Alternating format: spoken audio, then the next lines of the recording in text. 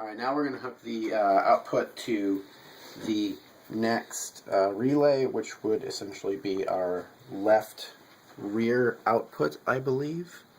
Well, it's just the next relay, and it's the top output of that. And then we will move the signal source, as well as the oscope probe, to the next two inputs.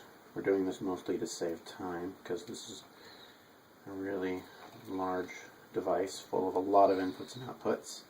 And as you can see, yet again, this is technically the same input, so to speak, because it's a 6-channel input. All 6 of these wires here go to the same multi-channel input and output.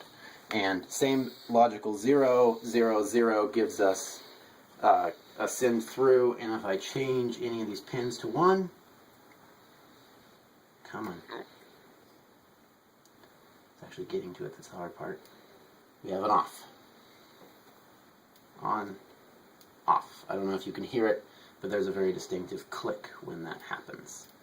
Alright, moving to the other output for this chip. We connect it here, and you see the output. Touch it to hot, it goes off, on, off, on. Alright, next chip. And this is all, of course, is being supplied 5 volts by the power supply. All in hardware, no software involved right now. This will be run by the Atmega 128 microcontroller when it is finished. So we'll supply signal and the oscope probe. There's our input.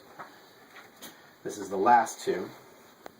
And this runs to the stereo analog front channel outputs. So we have, here's the left one. Again, proving off, on, 0, 0, 0, still being the on there. We switch to the right front output. Again, on, off, come on, off, on. Okay, now we're going to move from here to the analog RCA input. I guess we'll declare this one. This is simply a 2-channel input as opposed to the multi-channel one we just did. This one should not. We will connect the input source as well as the oscope. This one, when I attach the output, should be off. Oh yeah, we were actually on the input. The output. Okay, so those 3 are all running stereo analog outputs, and their outputs are all just combined into one stereo lead of outputs. Of course, everything being tied to common ground here.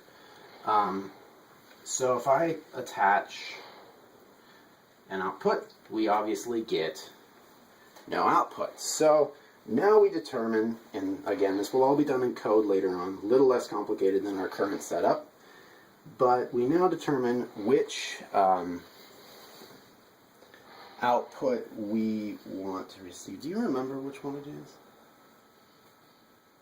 Cut the camera, we'll find out really quick, and then we'll keep rolling.